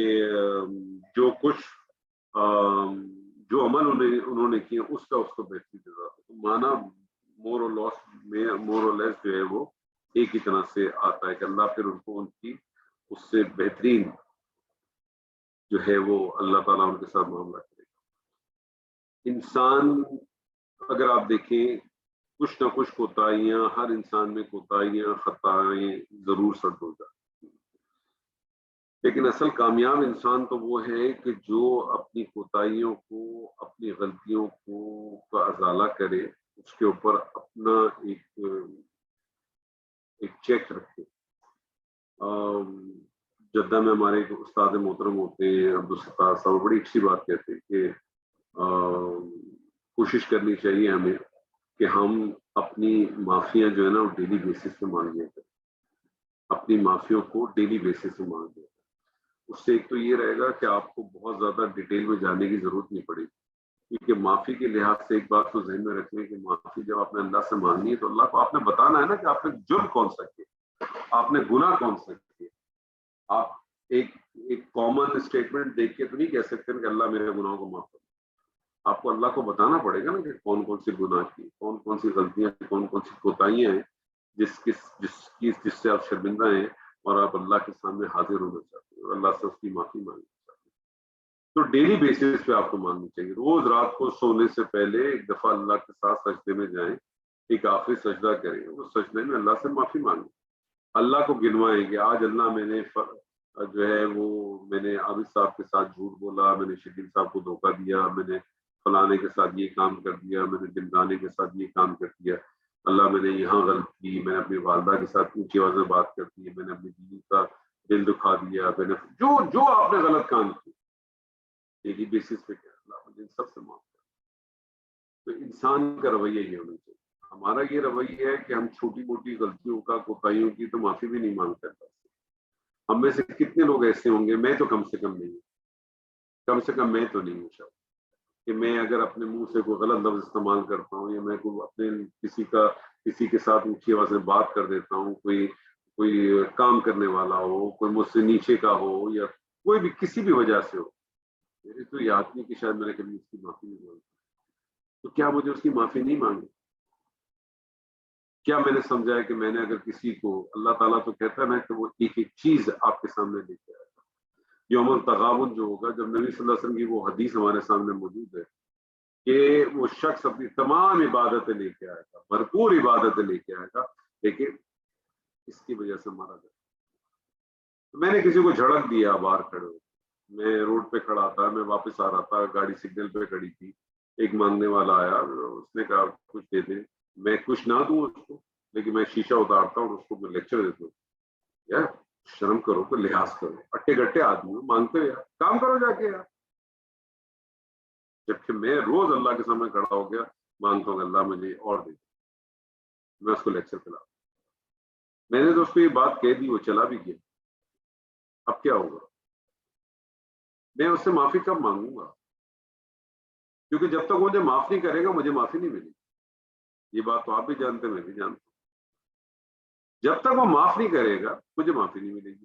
اور اس چیز کا فیصلہ کرنے والا میں کون ہوں کہ یار یہ 2 نمبری ہے کہ 1 نمبری ہے؟ یعنی میں اب اتنا قابل ہو گیا ہوں کہ میں اس کے فیصلے کروں کہ یہ جو ہے نا پروفیشنل مانگنے والے ہیں کہ ان پروفیشنل مانگنے. میرا دل نہیں ٹھکتا، میں اپنی زبان پہ تو قابو رکھ سکتا ہوں کہ نہیں رکھ سکتا؟ کیا یہ مجھ پہ لازم ہے کہ اگر مجھے یہ معلوم بھی ہو کہ وہ پروفیشنل مانگنے والا ہے تو بھی کیا مجھ پہ لازم ہے کہ میں اس کو کھڑے ہو کے لیکچر دوں؟ اور اس بات کا لیکچر دوں گا تم کیوں مانگتے ہو، کہ میں بھی تو مانگ رہا ہوں، جبکہ میں بھی مانگ رہا ہوں. تو آپ مجھے یہ بتائیے کہ کیسے کریں گے؟ اللہ سبحانہ و تعالیٰ نے جو ہمیں یہ ساری چیزیں جو اللہ تعالیٰ ہمیں بتاتا ہے، یہ جو ہمیں جو تمثیلیں بتاتا ہے، تمثیل کا مقصد ہی ہے کہ ہمارا رویہ ایسا ہونا چاہیے، ہمارا اپنا معاملہ ایسا ہونا چاہیے کہ ہم اس کو اس طرح سے رکھیں کہ ہم اپنی کوتاہیوں کو، اپنی غلطیوں کو اس کو فائنڈ آؤٹ کریں. جو بات ہماری نکلی تھی حقیقی ایمان سے کہ وہ حقیقی ایمان تھا اور اس ایمان کو محسوس کیا، اور یہ جو آیت تھی، آیت النور جسے ہم کہتے ہیں، اس میں ایمان کی حفاظت کی آپ، اور یہ ایمان آپ کو تکمیل ہوا، عقلی ایمان آپ کو مل گیا سورہ آل عمران سے. اور اب آپ نے اپنی ایمان کی حفاظت کی ہے اور اس کا انجام کیا ہے کہ پھر آپ کیا کرتے ہیں؟ پھر آپ اللہ اپنے گھروں کو، اپنی مساجد کو جو ہے وہ اللہ کے نام سے بلند کرتے ہیں، اس کو منور کرتے ہیں. وہ دن میں بھی منور ہوں گی اور رات میں بھی منور ہوں گی، اور دونوں چیزوں سے منور کریں گے. ایک اس کی ڈائریکٹ اپروچ سے منور کریں گے اور ایک اس چیز سے منور کریں گے جو آپ کے اندر موجود ہے. وہ آپ کا ظاہری پہلو ہوگا، آپ کو خشوع خضوع ہوگی، آپ کی نماز ہوگی، آپ کی عبادت ہوگی، آپ کا لوگوں کے ساتھ معاملات ہوں. کیوں آپ کے بہت سارے اکثر اس قسم کے لوگ جو بہت ہی نمازی ہوتے ہیں یا اس قسم کے ہوتے ہیں، وہ زبان کے اتنے سخت کیوں ان میں اتنی سختی ہوتی ہے؟ کیوں ایسا ہوتا ہے کہ وہ مسجد کے اندر جو ہے وہ جب کوئی چھوٹا بچہ پہلی رکعت صف میں آ جائے تو اس کا ہاتھ پکڑ کے اس کے پیچھے ڈھکیں گے؟ کیوں اسے کہتے ہیں پیچھے جاؤ، دوسروں کی نماز خراب ہوگی؟ کیوں کہتے ہیں؟ کیا وجہ ہے؟ کیا معنی ہے اس کا؟ اس کا معنی ہے کہ ان کے اندر وہ ایمان ابھی گیا ہی نہیں، وہ اپنے نور کو پہچانے ہی نہیں. کیسے ممکن ہے؟ وہ کیوں لوگوں سے اس طرح سے بات کرتے؟ کیوں ہمارا یہ معاملہ؟ آپ اس نور کو جو بار بار اللہ ہم سے کہتا ہے، اس کو پہچاننے کی دعوت دیتا ہے، اور پھر یہ کرنے کے بعد کیا ہم اپنے آپ سے، میں تو دوسروں کی اپنے آپ کی بات کرنی چاہیے، کیا ہم ان کو اپنی غلطیاں اپنی کوتاہیاں سمجھتے ہیں؟ اگر ہم اس سے اپنی کوتاہیاں اپنی غلطیاں سمجھیں گے تو ہم اس کی معافی بھی مانگیں گے، اور جب ہم اس سے معافی مانگیں گے اور ہم اس سے ایک دفعہ معافی مانگیں گے، 2 دفعہ مانگیں گے، تیسری دفعہ ہمیں بھی احساس ہے. کل بھی میں نے اللہ سے یہ معافی مانگی تھی کہ اللہ آج میں نے اس فلانے آدمی سے یہ فلانی گالیاں دی، اللہ مجھے معاف کر. میں نے آج بھی معافی مانگی، کب بھی مانگی. اور یہ تو وہ معافی ہے جو میں اللہ سے مانگ رہا ہوں. کیا میں نے اس بندے سے معافی مانگی؟ اللہ تو مجھے ان کاموں کے لیے معاف کر دے گا نا جس کا تعلق اللہ سے. جو اللہ کے بندوں سے میرا تعلق ہے اس کو کون معاف کرے گا؟ تو بندہ ہی معاف کرے گا. تو میں سب سے تو معافی مانگ رہا ہوں. اور آپ اس کی مثال دیکھیں کہ سیدنا یوسف کے پاس کے والد کے پاس جب سیدنا یعقوب کے پاس ان کے بیٹے گئے اور انہوں نے کہا کہ ابا جان ہمارے لیے استغفار کیجیے گا، تو سید یعقوب نے کیا کہا کہ میں ان قریب مانگوں گا. دیر کیوں نہیں کیا؟ اسی وقت ہو جاتا. وہ اللہ کی بارگاہ میں کھڑے ہوتے، اللہ کی بارگاہ سے دعا مانگتے اور معافی مانگ لیتے کہ میرے بچوں کو معاف کر. کیوں نہیں کیا انہوں نے؟ کیونکہ وہ کام خود کر ہی نہیں سکتے تھے. اس کا معنی یہ ہے کہ انہوں نے وقت اسی لیے لیا تھا کہ وہ اپنے بیٹے سے پہلے پوچھیں گے کہ تمہارے بھائیوں نے اس طرح سے مجھے کہا ہے کہ میں ان کے لیے دعا کروں، تم معاف کرتے ہو؟ تم معاف کرو گے تو پھر میں بھی کوشش کرتا ہوں کہ میں اللہ سے دعا کروں. یہ تو چیزیں ساری سکھاتا ہے اللہ ہمیں. ہمارا ایک بہت عام رویہ ہے کہ ہم کو اپنی غلطیاں کرتے ہیں، کوتاہیاں کرتے ہیں. ہم میں سے آج تک کسی آدمی نے اتنا دم کیا، اپنی کوشش کی کہ اس شخص کو جس کے ساتھ اس نے زیادتی کی ہے اس کو فون کر کے، اس کو کوئی میسج لکھ کے، اس کے گھر جا کے اس سے کہے کہ بھائی مجھ سے غلطی ہوئی، میں نے تجھے فلانے دن یہ گالی دی، میں نے فلاں دن تیرے پیٹھ پیچھے میں نے فلانے آدمی سے یہ بات کی، میں نے تجھ سے اس دن جھوٹ بولا تھا، میرے پاس پیسے تھے، میں تجھے پیسے نہیں دیے، نہیں تو آیا تھا میرے پاس، تیری بڑی ضرورت تھی مجھے، میں جانتا بھی تھا تو ضرورت مند ہے، لیکن مجھے یہ تھا کہ یار تو لوٹائے گا نہیں کیونکہ تیرا ماضی صحیح نہیں تھا، تو میں نے تیرے ساتھ یہ زیادتیاں کی، تو مجھے معاف کر. کبھی کیا ہم نے؟ کبھی سوچا بھی نہیں ہم. اور یہاں کن کی بات ہو رہی ہے؟ یہ ان کی بات ہو رہی ہے جن کے نور منور ہو چکے، اور جن کے نور منور ہو جاتے ہیں وہ پھر اللہ کی مساجد تو آباد کرتے ہی کرتے ہیں، اپنے گھر بھی منور کرتے ہیں، نماز کا خیال رکھتے ہیں، ان چیزوں کا خیال رکھتے ہیں، اور ہر وقت ڈرتے رہتے ہیں اس کے باوجود. اور پھر اللہ آگے ان کے لیے فرماتا ہے کہ پھر اللہ کہتا ہے نا وہ یزیدہم من فضل، اور اللہ تعالیٰ ان کو اپنے فضل سے مزید عطا فرماتا. اب یہ فضل کیا چیز ہے؟ ایک چیز ہے اجر، ایک چیز ہے فضل. اجر کیا ہے؟ اجرت ہے، کوئی کام کریں گے اس کے بدلے آپ کو اجرت مل جائے گی. فضل کیا ہے پھر؟ فضل یہ ہے کہ جس چیز کے آپ حقدار نہیں ہیں وہ چیز آپ کو مل جائے، یہ فضل. نبی صلی اللہ علیہ وسلم نے کہا کہ حاصل کرنے والے علم صرف 2 ہی ہیں. نبی صلی اللہ علیہ وسلم نے فرمایا حاصل کرنے والے علم صرف 2 ہیں، محکمات کو جاننا کہ کون سے کام کرنے کے ہیں، کون سے کام کرنے کے نہیں ہیں، اور وراثت کا اصول. صرف یہ 2 ہیں جو علم حاصل کرنے والے، اس کے علاوہ جو کچھ ہے وہ اللہ کا فضل ہے.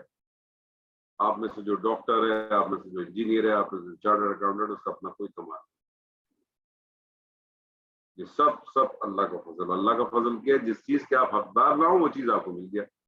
ہم نے اپنے گھر کے باہر لکھا ہوتا حاذا من فضل رب،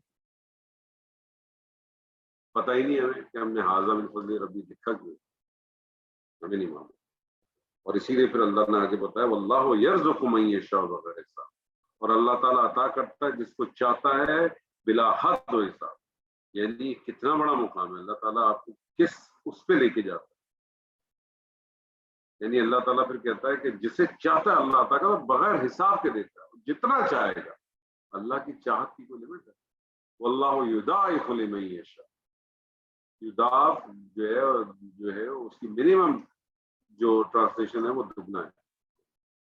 اب اللہ کا دگنا کیسا ہوگا یہ بھی ہمیں نہیں معلوم. جس طرح سے اللہ کے دنوں کے بارے میں ہمیں نہیں معلوم. اللہ کہتا ہے میں نے 6 دن میں آسمان اور زمین کو بنایا.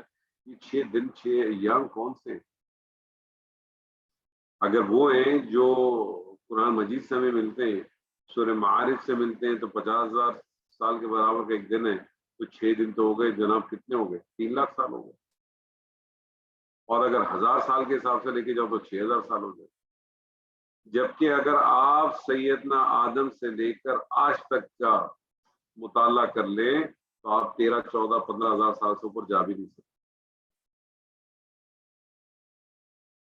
میکسیمم اگر آپ چلے جائیں گے تو 13 14,000 15,000 چلے جائیں گے، بس اس طرح نہیں جا سکتے. موٹا موٹا تو آپ یہی دیکھ لیں نا، سیدنا موسیٰ سے لے کر سیدنا عیسیٰ تک کا جو عرصہ ہے وہ 1400 سال ہے. 600 سال جو ہے وہ فطرہ ہے، یعنی جس وقت کوئی رسول کوئی نبی نہیں. اور پھر اس کے بعد آپ دیکھ لیں یہ تقریباً سمجھے 1450 1500 سال یہ ہو گئے نبی صلی اللہ علیہ وسلم کے 62 سے. آپ ان سب کو ٹوٹل کر دیں تو یہ سارا عرصہ کیا رہتا ہے؟ 3500 سال. بنی اسرائیل سے لے کر اس امت تک جس کا پورا ذکر ہی پورا قرآن مجید جو ہے وہ بنی اسرائیل سے بھرا پڑا، تو 3500 سال تو سیدھے سیدھے ہی ہو جاتا. یہی ہے 3500 سال. پیچھے اور چلے جائیں آپ تو آپ بہت پیچھے پیچھے پیچھے پیچھے چلے جائیں تو آپ 13 14,000 سال سے اوپر جا نہیں سکتے. تو وہ کون سے والے دن ہوں گے ہمیں نہیں معلوم. جس میں دن ہمیں نہیں معلوم، ہمیں اللہ کا دگنا بھی نہیں معلوم کہ اللہ کا دگنا کس کو کہتا ہے. تو دگنا تو اس وقت معلوم ہوگا نا کہ اللہ کا پہلا پتہ چلے گا پہلا کتنا ہو. تو یہ بالکل اسی طرح سے بات ہے جو ہم نے وہاں پڑھی تھی سورہ آل عمران میں. فالذین ہاجروا واخرجوا من دیارہم وأوذوا فی سبیلی وقاتلوا وقتلوا. جب وہ جو اللہ کی راہ میں اس طرح سے نکلتے ہیں تو پھر اللہ نے ان کے لیے کیا کیا تھا؟ ان کے لیے اللہ تعالیٰ نے پھر مقام بنائے کہ بہت بڑے. تو یہ آپ یہ سمجھیں کہ وہ جو آپ نے آیت النور پڑھی اس نور کا رزلٹ کیا تھا. اس نور کی جو ایک عملی رزلٹ تھا وہ یہ تھا کہ وہ لوگ ہیں جو اپنے گھروں کو منور کرتے ہیں. اب اس گھروں کے اندر آپ اس کا عام گھر لے لیں، اس گھروں سے اللہ کا گھر مراد لیں اور پھر اس کو منور کرتے ہیں اور اس میں اللہ کا ذکر بلند کرتے ہیں. اللہ کا ذکر بلند کرنے کا ایک معنی یہ بھی ہے کہ اللہ کی حاکمیت کو قائم کرتے ہیں. ہم نے تو مساجد کو صرف جو ہے وہ 4 رکعت فرض پڑھنے یا 4 رکعت 2 رکعت سنت پڑھنے کے لیے بنایا ہوا ہے، جبکہ اصل مساجد کے مقاصد نہیں تھے. مساجد کے جو اصل مقاصد تھے وہ تو پورا ایک انسٹیٹیوٹ تھا آپ کا، پارلیمنٹ تھی وہ، جہاں بیٹھ کے فیصلے ہوتے تھے، سارے کام کاج ہوتے تھے. تو وہ اللہ کا گھر بلند کرتے ہیں، اللہ کا نام بلند کرتے ہیں، اس کا ذکر بلند کرتے ہیں. اللہ کا ذکر بلند کرنے کا کیا مطلب؟ اللہ کی یاد کا مطلب ہے کہ اللہ کی جتنے بھی احکامات ہیں ان کی پیروی کرتے ہیں اور خود بھی کرتے ہیں. اقام الصلاۃ اس کو قائم کرتے ہیں تو دوسروں سے بھی کرواتے ہیں، صرف ون سائیڈڈ نہیں ہے. پھر زکوٰۃ کا ایک نظام قائم کرتے ہیں. زکوٰۃ کا جب نظام قائم ہو جائے گا تو کیسا نظام ہوگا؟ آپ کے معاشرے میں کوئی بھوکا نہیں ملے گا آپ کو، کیونکہ سب کو کچھ نہ کچھ حصہ ملتا رہے گا، سب کو چیزیں برابر ملتی رہیں گی. کسی نے کہا تھا ایک زمانے میں پاکستان کے لیے کہ اگر پاکستان میں لوگ اپنی زکوٰۃ پراپر نکال دیا کریں اور اس زکوٰۃ کو پاکستان میں صحیح مصرف میں صحیح جگہوں پہ اس کا استعمال کر دیں تو پاکستان میں بھی آپ کو چند عرصے میں جو ہے وہ کوئی جو ہے وہ بھوکے کمزور ننگے لوگ نہیں ملیں گے. کیونکہ آپ کو شاید یہ جان کی کوئی بڑی حیرت ہوگی کہ دنیا میں سب سے زیادہ حفاظ بھی پاکستان میں پائے جاتے ہیں اور پاکستان زکوٰۃ دینے کے معاملے میں بہت آگے. زکوٰۃ دینے کے معاملے میں پاکستان بہت آگے. آپ کے یہاں بہت بڑے بڑے، آپ کا یہ شوکت خانم انسٹیٹیوٹ چلتا ہی زکوٰۃ سے. یہ زکوٰۃ کا جو فنڈ اس کے پاس آتا ہے شوکت خانہ میں، یہ میجورٹی 90%، 95% پاکستانی دیتے، پوری دنیا سے دیتے. مجھے اب کا تو پتا نہیں، لیکن آج سے 3-4 سال پہلے تک تو مجھے معلوم تھا کہ تقریباً ان کا جو سال کا جو آپریشنل کاسٹ تھی وہ میرے خیال میں $40 ملین کے اوپر تھی. یہ ان کی کاسٹ تھی، جس میں سے وہ سیلف ارننگ شاید ان کی میرے خیال میں اس میں 30-40% کی ہوتی تھی، باقی سارا اسی طرح. اس کے علاوہ بڑے بڑے ادارے دیکھیں، چاہے وہ ایدھی ہو، چاہے وہ سہارا ہو، چاہے وہ کون سی، آپ اس کو دیکھیں جو سیلانی والے ہیں. میں اس بحث میں نہیں جا رہا ابھی، آپ کو اس بات کو چھوڑ دیں کہ وہ صحیح ہے کہ غلط ہے، لیکن سیلانی والا روز کے پورے پاکستان میں 2.5 سے 3.25 لاکھ لوگوں کو روز کھانا کھلاتا ہے. 2.5 سے 3.25 لاکھ لوگوں کو روزوں کو کھانا کھلاتا ہے. اور ابھی تو میں دیکھ رہا تھا، ابھی رمضان کے دنوں میں تو میں نے دیکھا باقاعدہ کچھ جگہوں پہ تو باقاعدہ اہتمام کرتے ہیں شام کو 6 بجے سے باقاعدہ باربیکیو کے پوری وہ لگاتے ہیں. ایسا نہیں ہے، کوئی بھی کھا سکتا ہے، اسے کوئی بھی کھا سکتا ہے، کوئی ایسا ایشو نہیں ہے. تو کہنے کا مقصد آپ سے یہ کہ ہمارے یہاں تو بہت زیادہ ہے، لیکن ایسے انسٹیٹیوشن نہیں کام کرتا. لیکن اگر وہ ایسے انسٹیٹیوشن کام کرے گا تو کیا کیا بینیفٹس دے گا ہمیں. لیکن یہ ساری صورتیں تو اس وقت ہوں گی نا کہ جب ہمارا اصل ایمان ہے وہ تو نکھر کے آئے. وہ ایمان نکھرے گا تو یہ ساری چیزیں جو ہماری بکھری ہوئی ہیں نا، یہ سمٹ جائیں گی، یہ ساری چیزیں سمٹ جائیں گی. سیدنا عمر نے کیا کہا تھا کہ ہم تو بہت ہی پستی کے لوگ تھے، اس کتاب نے ہمیں اٹھایا، اس کتاب نے ہمیں عزت بخشی، اس کتاب کی وجہ سے ہم کہاں پہنچے. میں آپ کو اپنی مثال دیتا ہوں. میں بہت سارے لوگوں کے ساتھ ملتا ہوں، اٹھتا ہوں، بیٹھتا ہوں. بہت سارے لوگ ہیں جن کے ساتھ میرا رابطہ ہے. بہت سارے میرے گرامر کے حوالے سے اسٹوڈنٹس ہیں. چلے اسٹوڈنٹ اگر میں ان کو کہہ لوں، میں تو ان کو ساتھی کہتا ہوں اکثر کو. جو ڈاکٹرز ہیں، جو انجینئر ہیں، جو فلانے ہیں، کوئی امریکہ میں بیٹھا ہے، کوئی سعودیہ میں بیٹھا ہے، کوئی یو کے میں بیٹھا ہے، کوئی آسٹریلیا میں بیٹھا ہے، پاکستان میں بیٹھے، دنیا بھر میں مختلف جگہوں پر. میری کیا حیثیت ہے؟ مجھے میری کوئی ویلیو نہیں ہے. میں اگر عام انسان کے طور پہ جاؤں تو ہو سکتا ہے اس میں سے اکثر لوگوں سے شاید بات بھی نہ کریں، لیکن صرف یہ اس کتاب کی وجہ سے. تو یہ کتاب تو آپ کو عزت بخشتی ہے، یہ کتاب آپ کے درجات بلند کرتی ہے، یہ کتاب آپ کو اونچا پہنچاتی ہے. اور یہی کتاب ہے جو آپ کی شفاعت بھی کرے گی. کہتے ہیں آپ کے لیے کھڑی ہو جائے گی. لیکن کب کھڑی ہوگی؟ جب میں اس کتاب کو اپنے اندر سمیٹوں تو صحیح. وہ جو اقبال کا شعر ہے نا کہ قاری نظر آتا ہے حقیقت میں ہے قرآن، تو قرآن کس صورت میں نظر آئے گا؟ جب اس کو پتا تو ہو کہ پڑھ کیا رہا ہے. آپ کسی حافظ قرآن کو یہاں دیکھیں وہ پڑھ رہا ہو، اس کو روک دیں ایک منٹ کے لیے اور ادھر ادھر کی بات کرنے والے دوبارہ یہاں سے شروع کرو، کبھی کر ہی نہیں سکتا وہاں سے شروع. وہ یا تو پیچھے جائے گا یا آگے جائے گا یا گھوم جائے گا. بولے گا اچھا وہ ورڈ تو بتا دو مجھے. کیوں؟ کیونکہ اسے معلوم ہی نہیں ہے. وہ تو ایک لے میں چل رہا تھا اور لے میں چل کے جاتا تھا. آپ اکثر پاکستان کے اندر آپ دیکھیں، یہ بر صغیر پاکستان کا حوالہ میں اس لیے دوں گا، پاکستان سے ہمارا زیادہ تعلق. یہاں آپ دیکھیں جب حافظ جب کوئی تراویح پڑھا رہا ہوتا ہے، وہ کسی جگہ پھنس جاتا ہے، لقمہ دیتے ہیں تو رک جاتا ہے، بلکہ خاموش ہو جاتا، سمجھ نہیں آتا اس کا میں کروں کیا. اسے نہیں سمجھ میں آتا. اس کو پیچھے سے لقمہ ملتا ہے، بازار اس کو پکڑتا ہے، بازار نہیں پکڑ سکتا، پھر وہ واپس پیچھے جاتا ہے بیچارہ، پھر اس کو لانے کی کوشش کرتا. کیوں؟ کیونکہ وہ جوڑ نہیں پاتا اس سے. اس کے مقابلے میں اگر عرب ممالک میں دیکھیں، وہاں اگر رہ جاتا تو بعض دفعہ وہ کوئی نہ کوئی لفظ کہہ جاتا ہے. وہ ہم الکافرون مطلب مفلحون کی جگہ جو ہے وہ موسرین کہہ جائے گا. وہ کافرین کی جگہ ظالمین کہہ جائے گا، ملا دے گا. پھر اس کو لقمہ ملے گا تو اس کو سمجھ میں آ جائے گا، پھر وہ جوڑ دے گا. کیوں؟ کیونکہ اس کو سمجھ آتا ہے، اسے سینس تو ہوتا ہے. اس کتاب کے ساتھ لگاؤ لگائیں گے ہم، اس کتاب کو اپنے ساتھ جوڑیں گے تو ہماری یہ سارے اندر کی بیماریوں کو باہر نکالے گا، یہ ختم کرے گا. اس نور کو جگائے گا جو نور ہمارے اندر بلٹ ان موجود ہے، جو اللہ نے ہمارے اندر ڈالا ہے. فالہمہ فجورہا وتقواہا. لیکن یہ نور کچھ نہیں کر سکتا. آنکھ کا میرا نور کب کرتا ہے کام؟ جب باہر کی روشنی موجود ہوتی ہے.